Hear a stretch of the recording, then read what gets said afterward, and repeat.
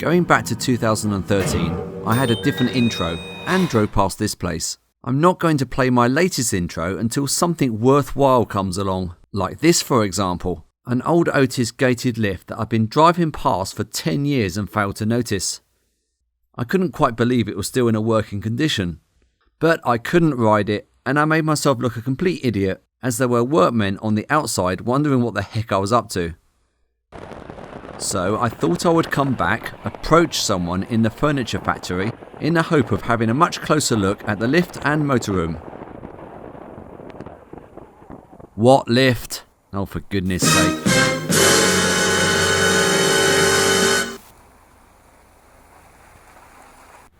You know what's really annoying? Firstly, yes, the lift's gone. But secondly, the plans are to keep the building and develop them into residential apartments. So the lift gets demolished and the building behind it stays put.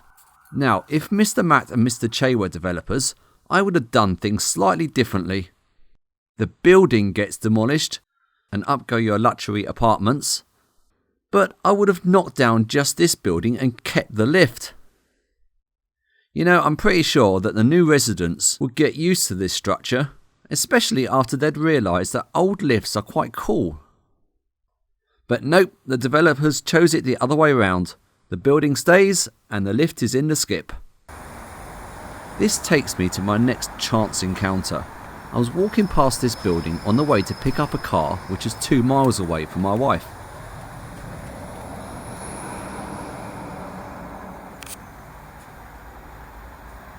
An OTIS? I have to check it out, and the front door is unlocked, but I didn't see the person exiting the building, and I politely opened the door for her and then let it go and it shut. This is Déjà Vu for that motorroom from a few years ago, but this time I did get back in.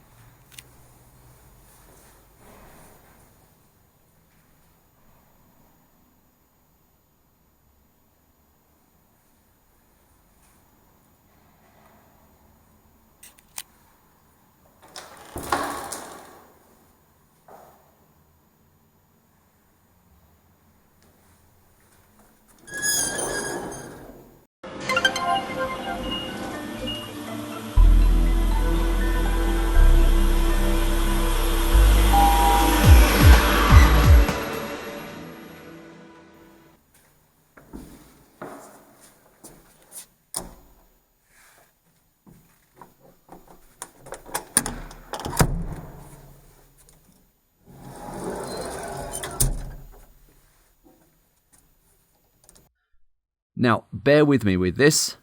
One of my subscribers by the name of Goasler sent me a message with a web-based circuit designer, and he made this design based on my Schindler wheel video. This is what should happen to the relay logic circuit in the motorroom when I press the top car call button. And here are LEDs that represent the lift motor direction. These switches represent the floor selector and redirect the logic to the up or down motor. There will be duplicate switches that activate the floor position lamps. So when the lift is on the top floor, pressing a call button below the lift directs the circuit towards downward travel. Now, as our lift is on the ground floor, pressing a button above the selected position will make it go up. Let's see if we are right, and remember to listen for those relays.